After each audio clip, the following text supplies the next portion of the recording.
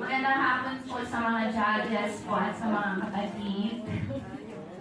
Nangingi ako. Basahin ko na yung question, why should I live life through the lens of the gospel? Kailangan kong mabuhay through the lens of the gospel para magawa ko yung Great Commission na sinabi ni Lord sa kanyang Word of God. And also, para maging effective ako sa ministry.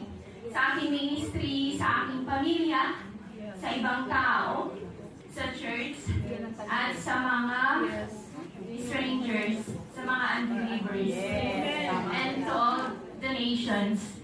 And I think, I do believe na sabi sa Bible is the gospel commission is the pinaka-importante, so we should live life through the lens of the gospel. I should have developed myself first bago ko siya ma-spread yung gospel sa iba. What you feed in comes out.